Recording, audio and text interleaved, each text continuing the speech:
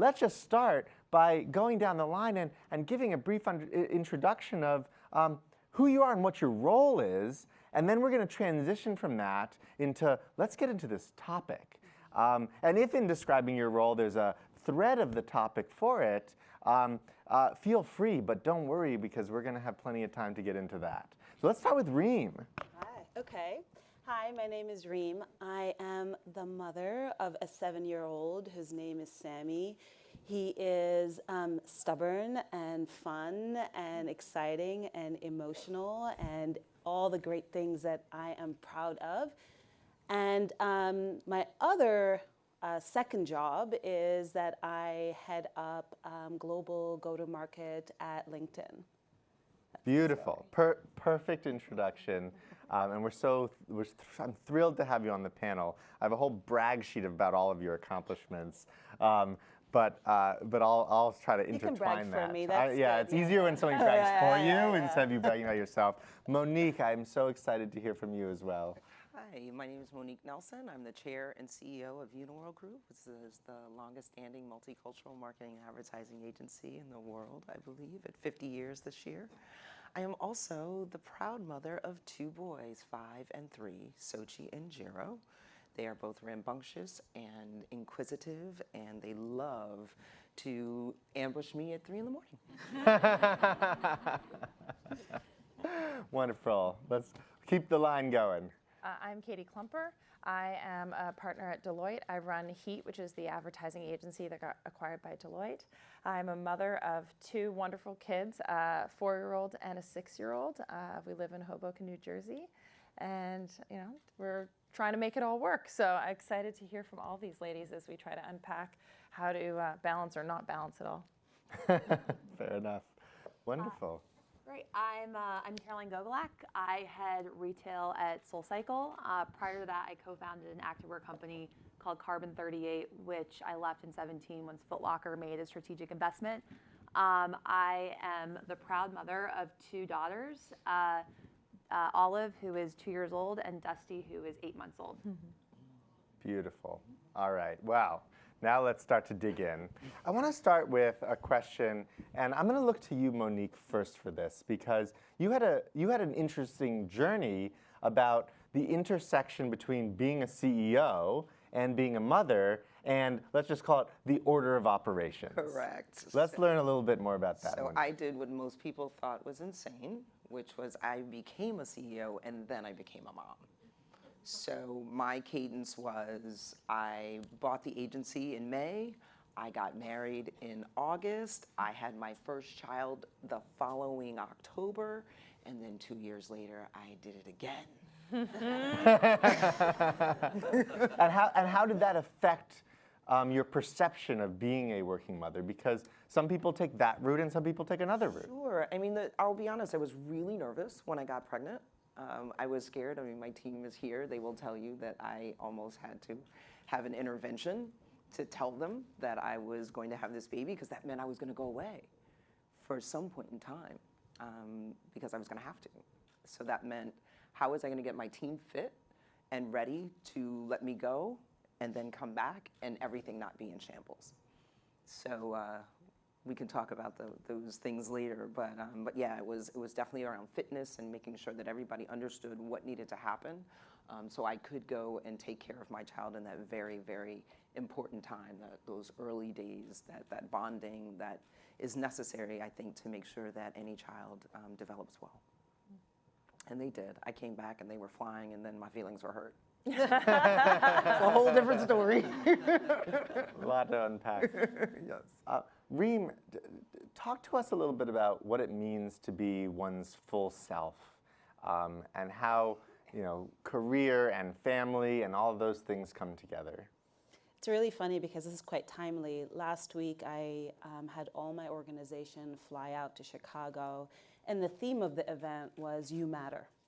And they walked into their hotel room. We all stayed in the same hotel, and there was a care package for them, which was all about self-care, from face masks to gift cards and tea and a note from me basically saying, you are important. And the reason being is that a lot of people forget themselves when they're at work. They are there for the mission, for the vision, to help accomplish the tactics and the strategy, and they forget themselves. And therefore, they are working really long hours and not putting themselves first and their families first. And so I actually invited and teamed each person for 5 minutes to talk about what's unique about them, what makes them remarkable, what motivates and demotivates them, and actually asked them to have a family member share what they find remarkable about themselves, about them. And it was really interesting because we are our own worst critics, and when we hear what our family thinks of us and the work that we do and the things that we do, it is actually quite moving. So bringing your full self to work is actually not abandoning who you are, but celebrating it and actually bringing it in all of it and being vulnerable. And in fact, after my team did that exercise, they got closer. You know, they were able to engage with one another. And then we went to a costume party. I was telling this to Monique, where I incurred a glitter-related eye injury. I was so committed to the costume. But people actually embraced that and interacted and connected with one another. So bringing your full self to work is that. But also being able to put the picture of your child and talking about your child and having that engagement with one another. I've had employees come in and be afraid to share that they're about to be parents, and actually celebrating them and giving them a hug, and I'm like, yes! And then also like continue to text them and have a conversation with them, and they send me pictures of their child throughout their progress. It's amazing. I have single mothers on my team, so also making sure that they have the flexibility to be able to go out. I also have fathers on my team and be able to celebrate their parenting. And sometimes one of the fathers will bring their child onto our video conference, and we will like engage with the child because they are part of who you are. They are part of, you know, what you bring to work, and they actually make you a better person. So I don't know. That's how I feel like bringing your full self to work. I think you bring up a really good point, though, that even starts before motherhood or parenthood. Yeah. Like, putting yourself first is the most important thing you could do to drive value for your company. Making sure that you're healthy, that you're whole, that you are able to contribute your best self. And a lot of the times people ask, how do you be a mother and work? Which is like, well, how do you do it? It's not about being a mother and balancing the two. There's no such thing as balance. It's how do you be your best self? And how do you do that even before? How do you walk away at a reasonable hour of work because you've done a great job of time management? You've done a great job of doing your work and delegation and participation. That starts well before you become a parent. And if you can get those good skills and habits, which again, it's easier to preach than, I don't always practice it, but if we can keep that honest with all of us, then when you decide to take on other parts of your personal aspect, it's a lot easier for it to be fluid. It's not such a drastic change because you found that value in yourself far before then. What does that, tell us more, and from anybody on the panel, what does that mean that there's really no such thing as balance? And it's a prioritization. Yeah. I mean, every day you will go through the list, and some things will make it and some things won't. Unfortunately, I think as parents, it's ongoing. Right? There's always going to be something, right? Your kid will get sick, your husband gets sick, you get sick, your assistant gets sick. What do? Right? And you just got to be ready. Yeah, no, I completely agree. And I think you brought up a really, really valid point that there's like this crux of like, oh, you become a mom, and then there's this, oh my God, how is she going to manage everything? That was really before. And as a manager and, managing a team, it's really about trusting your employees. And it's less about FaceTime at work. Yeah. So if you need to get in at 9:30 versus 8:30 because you're taking your kids to school, I trust that my team will deliver on their work, and it's not about being at your desk at a certain time. And I absolutely think it goes in the reverse way as well. Fathers, like there's a point in which men become fathers, and I think that there's a huge focus on women becoming mothers, but it goes that it's a two. Both ways. Yeah. It takes two to tango, right? So they have to there's a lot of attention on the media focusing so much on mothers, and I wish that advertising in general focused on the family unit more. Absolutely, and I think a lot of times we miss that. I think if we do it right for moms, we're going to do it great for dads too. Yeah. I find that, you know, our men don't necessarily tell us the same way, but they actually want the same benefits. They want to see their kids too. Yeah. So why is that not just a parental offering? Yeah. Well, and supporting the men actually supports the women. When I gave birth, my husband had 2 days off. Like, not helpful. Like at that point, what I needed was him to be home and taking care of me. Right. And but because he didn't get that benefit, I didn't get that benefit. So a lot of times people ask, like, how can we help? What can we do to support mothers? Support the fathers, and I promise you, the mothers will benefit. If you can find a way for those fathers to be able to have the time and the energy, be able to participate, the paternity leave, that will provide so much value for the moms and the support system that they need, as opposed to having the extra time off is always helpful. Having my husband have the extra time off, for me personally, would have been a lot more helpful. Yeah. And to add to that, I mean, it's shifting, right? Mothers are now becoming primary breadwinners in the household. And so for me, that's my life. That's my reality. I'm the primary breadwinner. And my husband helps out so much. Like without my husband, I don't know who would be able to get my son to school and pick him up. You know, and therefore Sammy is able to have both a very active parent in his life, but he's also able to see a parent who's able to drop him off and pick him up, and then he has a couple of hours with me, and then my husband and I share together time. And that's really important also in the relationship as you think about if you're the primary breadwinner, whether your husband works part-time or full-time, whether he works from home or goes into the office or just becomes a primary caretaker, having that flexibility and being open to that is really important because societal biases are putting so much pressure on women and men to play their traditional roles. And it's really funny because there was a Pew research which said that like 77% of women have that pressure to be the traditional mother, and 56% of men have the pressure of being a traditional male, father role. The difference is there, but it's still there's still pressure happening where you have to fulfill your parental role. And so what I want to make sure is that even as a leader in my team is that mothers and fathers have equal opportunity to be as active as parents as they can possibly be without having me get in the way of them being able to fulfill that equally. What is the current perception that you've witnessed, felt, or seen at work in the difference in people how perceive a working father and a working mother, and what needs to change about how we think of normative roles? Yeah, I think prior to coming to SoulCycle is completely inclusive. I actually went through a very different experience. I wanted to get back to work very quickly. And for me, that was like, and not having people judge that was the best way of making that happen. However, when I was at Carbon, the venture community, it was just like, I didn't have children. Raising capital in that environment and some of the stereotypes from investors was definitely an experience, and one that made me very nervous to go through having children and pregnancy and everything. And so I think that in certain industries, there's definitely a different perception. And I just think that as a whole, there's such an opportunity for advertisers to kind of change the way that society thinks of it in general, which will help impact industries which might not be as quick to adapt. And what should advertisers do? Oh, as a group? Well, or as individuals. As individuals, I mean, I think one of the things that happens, and it's still kind of a knee-jerk kind of unconscious piece, is could a woman do the job, right? Like it didn't happen to me because I wasn't a mom at the time, but I remember a woman applying for a job. She had 2 children, and there was like 50% travel, right? And the male supervisor said, well, how are you going to do that? If she applied for the job, I think she had already knew that it needed a lot of travel, which meant she probably had already talked to her family about the fact that this job would require that.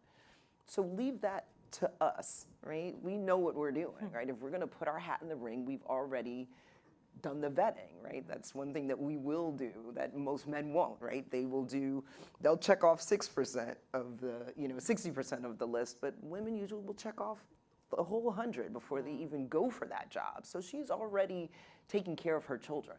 So I think one of the things is to trust that the woman is going to do the job to the best of her ability, regardless of her status, right? Mom or otherwise. So I think in general, I think we just have to open the aperture to giving people the ability to push themselves where they know they can be.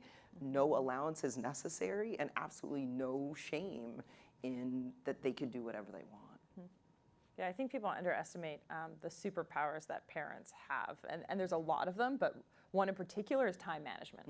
Like, they're really good at time management because they know all that extra time that they're going to give to the company, they're giving up in absence of their family. And so I think, to your point, a lot of the times there's all this invaluable, or there's this value that's coming from parents because of the fact they have all these extra skills that aren't necessarily inherent when you go to school or when you learn through the system. And I think a lot of the times companies need to see that and understand that by hiring someone who is a parent, wow, I'm getting all these extra skills that I wouldn't necessarily have. It's interesting because I actually truly believe that parenting makes you an incredible leader. There's a lot of research about what is leadership and what is great leadership, and it's about being humble, it's about being coachable, it's about listening, it's about connecting, it's about inspiring and motivating. Guess what? Do that as parents. Yeah. Like, and my kid coaches me because my kid wants to be parented in a specific way, right? Like, I could not be the kind of parent who's like, all right, go to your room, put yourself to sleep. No, my son needs snuggles, right? You know, you have 2 children, and as you know, they're probably incredibly different, and they coach you and teach you how to parent each child. Guess what? Same thing as leadership. Right. Not, you know, each person wants to be led in a specific way. And I actually think being a parent made me a better leader. And I think that that's the thing to be celebrated on a consistent basis, and to also tell your team they are allowed to ruthlessly prioritize, and they're allowed to leave at 6 p.m. In fact, you encourage it. When you see them online on a weekend, you ping them, you're like, get off the line. You teach them the behavior and give them permission, and the moment as a leader you do that, then they do it with their team, and then it has a cascading impact, and it also becomes their sustaining thing. And you know what? They're smarter for it. I remember before having Sammy, I used to work all-nighters. Like, I would be in the same outfit the next day still working. Crazy. And then I was wearing this yesterday. yeah, We weren't going to judge you for it. but we'll have a talk afterwards Thank you. about self-care and you matter. But after I had Sammy, I couldn't do that, right? Like, that wasn't possible. But actually going home, spending time with Sammy, which meant spending time with myself and having that connection, it made me better. My ratings at work increased. My productivity increased. My creativity increased because, you know what? I gave my brain a time to breathe and time to start to, like, create and build. When you give your brain that break, you become smarter for it. And that's why I keep saying parenting is like some of the grounding aspects of being a better leader. And I'm just a true believer. Yeah. You know, normally in a business, you get a review once a year, twice a year, whatever your cycle is. Parenting, you get it every single day. That's right. It's so true. Shortage of feedback. And like, you won't get credit on certain things. Right? You just I don't get positive credit. feedback. You don't get credit, right? Like, when they don't see you before they go to bed, you missed that day. And Totally. they will And remind you you in the yeah. morning. So, actually, I had a little tiptoe this morning at 5 since I got home late. So 5 a.m., my 5-year-old was like, okay, Mommy, you're here. Yeah, let's Okay, snuggle. just wanted to make sure. I heard from this group about this this idea of the third shift. Oh, boy. What is the third shift? What is that about? And is it okay, or is it something that needs to go by the wayside? So I'll kick it off, and there's a joke that Monique and I will share because we said it upstairs in the speaker lounge. Anyway, so the third shift is this trend that people are talking about working parents, where, you know, full day of work, then you go home and you're a parent who, like, feeds, you know, bathes, put your kid to bed. Then the third shift is where then you do all of, like, the doctor's appointments, the getting, you know, the food ready for the next day, and making sure your child's okay. But actually, it's not just 3 shifts, right? Because a lot of us, wrongly, get back online and we start working. That's our 4th shift. And then we try to make some me time. There's your 5th shift. And it's just like, and then you're in bed by midnight and you're exhausted because you have to be up the next day at 5, 6 a.m. to get your day going again. So what we think, or what I think rather, is like, how can we narrow it down to just 2 shifts, right? Or 3 shifts where yourself is present throughout the process. But I want to pass it on to the parents here. Yeah, I don't know. I think that like in any job, and especially in this day and age when everyone is on their phones, I kind of question the whole idea of the 3rd shift.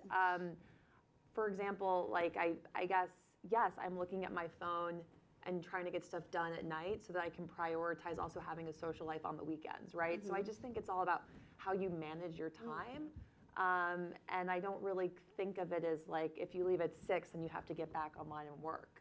It's more of just this like ever-going channel of communication. And I think that if it's people's choice to get back online and actually sit there and do work, then that's their choice. But I don't think there's necessarily this thing of becoming a mother or a parent or whatever and having a 3rd shift. So Caroline, I think one of the things I'm learning from you is that there isn't necessarily one formula and needing to judge somebody else's way of doing something, and maybe there are different models for different people.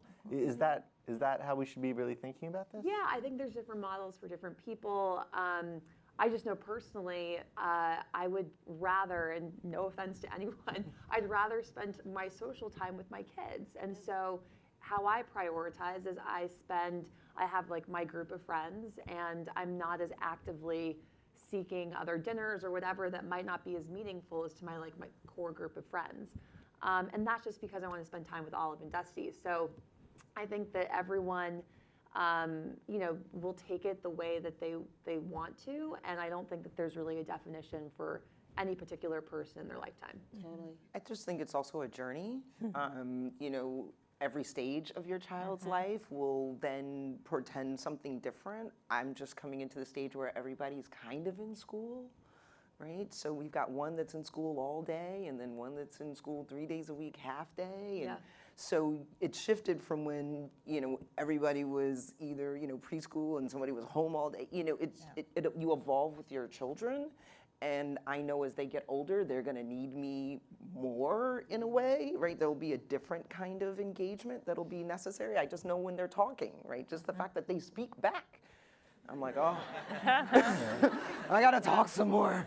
But the fact that they, now can talk back is a different engagement, right? But it's also positive because then I can call them in the morning and say, Mommy's here. Yes. Right? FaceTime, we can actually discuss some things before they go to school, even if I am at work at 6:45, right? Because some mornings I am, my team hates that, but I'm a morning person. My brain really clicks early in the morning. So I want to be as, ready to kind of tackle the world between 6:45 and 9 that I can. And that will shift over time.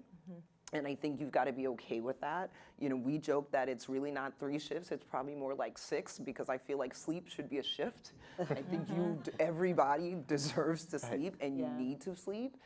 So I really prioritize that. I also talk about my bathroom time. I shut the door, lock it, and I sit on the toilet and sometimes just 15 or 20 minutes of mindless sitting, and that will just Raise your give me hand a if you minute. do that. Come on, be honest, be honest. Thank you, All right, see?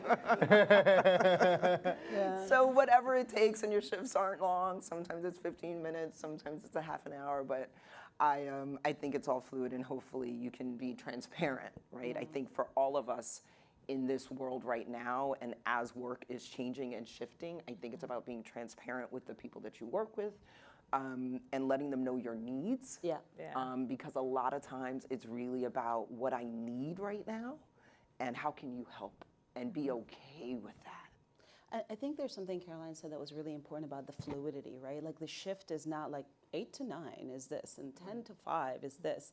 These shifts are fluid, right? They're more like roles that you're doing.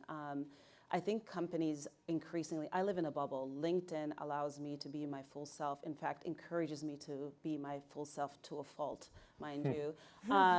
You know, so I'm very lucky and I do live in my bubble. I have been in companies where I haven't been able to do that, right? Where I do have the very, you know, shift oriented where you clock out, clock in, clock out, clock in. Now when I travel, I have FaceTime with Sammy, you know, and we sit there and we chat 2 times a day. And he doesn't know how to text, so I get a lot of emoticons. But he's thinking about me, and I'm thinking about him, and we're having this, like, you know, this connection. That's, I think, very company dependent. But also, a lot of people talk about societal norms that are pervasive within companies, but they also start within the household, right? Like, what is a relationship that you have with your partner, and how do you agree upon the roles that you're going to play or lack thereof? And so Howie and I are incredibly fluid. So my husband and I are incredibly fluid, where, you know, we don't think about like woman, man, therefore traditional roles. We think about partners. How do we as partners make sure that we are living a good life, giving our son a great life, and being amazing parents and amazing partners? But that's a discussion that we have to have, and a constant checking in and making sure that we do that, because it starts within you. And then you have the confidence to bring it to work, right? And a lot of people look at also their companies being responsible for it, but it's also you are responsible for it as well. I think we need to hold accountability to the fact that we need to provide that emphasis within the work, and then we can actually mandate it of our leaders, and our leaders can then cascade it down and sideways. Yeah, I think asking for help is an important thing, especially like at the beginning when I became a mom. It's like, I got this. Nobody even needs to know that I've got 18 other things going on. And I remember I picked up my pumping bag and I was walking and my boss goes, oh, we'll see you later. And I was like, it's 2 o'clock. But instead I just like nestled the bag under and ran. And instead of saying like, no, I'm going to pump, I'll be back in a half an hour, I'll see you. And I think as much as you can start to ask for help and normalize some of the things that are in your life, it will help the other parents as well, because they'll learn from those behaviors. And I wish in that moment I had stood up and said like, I will be back, it is fine, I'm not leaving. This is not what my bag looks like normally. And, but it's a different kind of bag. Exactly. My normal bag is much more fashionable. Way cuter, I promise.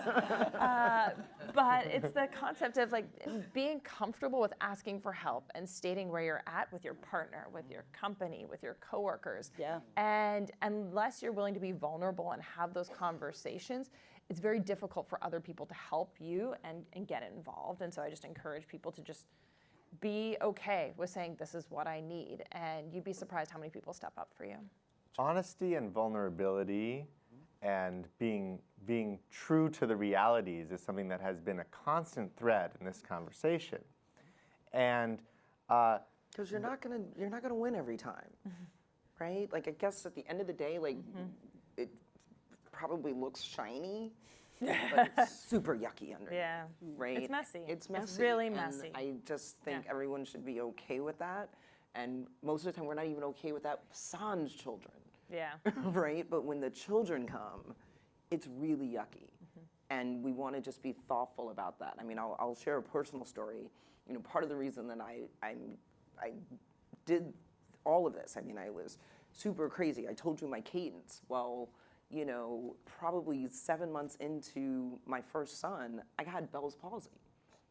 I mean, this side of my face just collapsed, right? My husband thought I had a stroke. And it was because I was trying to do it all by myself. And you can't, right? You won't be any good for work. You won't be any good for your partner. You definitely won't be any good for your kids.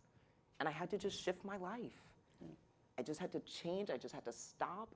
My coaches, my family, I mean, everybody just said, lay down. Sit your ass down. Let us help you. This superwoman bullshit is superwoman bullshit. Take the cape off and sit down and let us help you. And your team will do the same. when you lead with that kind of vulnerability and honesty, how does that affect your respective teams? I think it's fair. I mean, I think that they very much respect it. I think that if you're not doing that in this day and age, you know, managing young millennials and everything, you're just not going to be a good manager.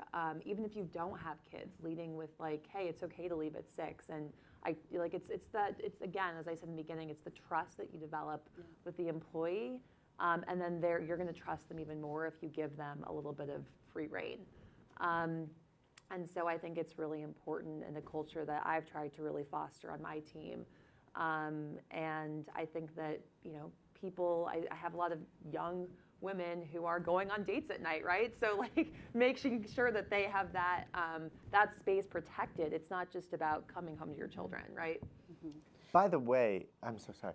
I need to brag a little bit about some of you. Well, all of you. Caroline, you were the 2016 Goldman Sachs Builders and Innovator of the Year, and Marie Claire's 50 Most Influential Women, and now just taking things by storm at SoulCycle. It's amazing to think about all of the things that you're doing at LinkedIn, Reem, and how you actually have a unique vantage point on really work as a whole, because what your company really represents is working people, and I think you probably have incredible insights that much of us are probably not even seeing because of some of the stats that you have access to and the way you get to look at data. Katie, Adweek's top 50 most indispensable in marketing, Direct Marketing News top 40 under 40, Adweek New York Mother of the Year, Adweek New York Game Changer, and Monique serves on the Advertising Week Global Board, Adweek Diversity and Inclusion Council, and the New York Advertising Board, the Posse Foundation. I mean, what do you mean full sell? I think if there's 100, you guys are at like 150. Give us, as some final closing words as we just run down the panel, some tips. What ought both men and women in the audience do in order to understand either how to hack life right or how to consider diversity and inclusion from a new lens and normative roles differently? What would be your one-liner lesson? We'll go in any order. It's a really loaded question. I need to think about that. Did you notice? I was like, I know. That's why as soon as I saw the expression on your face, I was like, let's give them some time to think. But you do have, I mean, it's embedded and it's threaded in the things that you've already said today. Yeah. Go ahead. no, you go ahead. Go ahead. Look, I think that I really enjoy doing what I'm doing, and I think that I take what I think I've become. Like, I think the first part of this panel, I don't remember who said it, but being a manager and a leader, or being a mother, has made me a better manager and a better leader. It's made me smarter, everything. I think it goes the reverse as well. I am able to dissect in hopefully a good enough way, I think, what my 2-year-old wants, because I'm able to understand just from how I manage people every day. And I enjoy doing what I'm doing. So for me, going to work and regardless of the number of hours I work or my commitment to it, it's because I'm enjoying life. And that will immediately impact my family, it'll impact my friends, it'll impact my community. And I think that you're able to achieve success more if you're enjoying what you're doing. And being a leader, I guess, it works both ways. So one, being a leader at work teaches you how to do it better at home, and vice versa. And it's incredible. You're an extraordinary leader. I'm so glad we all get to learn from you. Very uncomfortable compliment. Why like everybody, like when you were why do men always say why do we take compliments better? Great. Oh, you're starting a whole new line. It's a different panel. Right? Different panel. Different panel. But related. Yes, very. I would say be good to yourself. Just be kind to yourself. There's so many times where I've burnt myself out. I haven't asked for help. I have lost myself in taking care of everyone else. And you can't do that if you don't take care of yourself. Eat healthy, work out, meditate, whatever it is that makes you happy. If you take care of yourself, everything else will fall in place. It really does. And having that shift in your mindset, you can be a better parent, a better coworker, a better partner. It's all those different aspects, and they'll step up. So put yourself first, let them in, and everything else will fall into place. Don't try to control all these other pieces, because it will be so hard on you. It really will, and I've been there and I've seen it. And you know, when you're able to get to that flip side and see the value in yourself as important as all those other relationships, it falls into place. Thank you, Katie. Good stuff. Well, ditto, ditto. And then I do something every morning. I manifest. Every morning, I write my goal of the day. Right? I don't write the goal forever. I write for here's what I'm going to achieve today. This morning was, I want an awesome panel. Right? Success. Right? Success. Check. Can you go home now? Right. And now I can go home. It's the last day of ad week, right? And I'm going to finish strong. And that was today's manifest. And I think that just helps me I can hit that goal, right? I can do that. And there's just nothing like, meeting your goal. As I said to my team last week, I'll say to all of you, you matter. You're important. And it's important to remind yourself of that. So I do a very similar exercise, but I do it on Sunday. I block my calendar from 6 to 7 p.m., where I look at what do I want to accomplish, and I'll put 3 goals for that week. And then I coordinate my outfits accordingly. So I literally will go to my closet and I'll say, this is the shirt, the pants, but it actually saves you a lot of time in the morning. So it's not just about my obsession with fashion, but it's also about efficiency, right? And so how do you create some life hacks? But I would say, I want to summarize it into 3 things, right? Just like a true marketer, I got to boil it into 3 points, right? Number 1 is you matter. Number 2 is set expectations, which means being open and being vulnerable.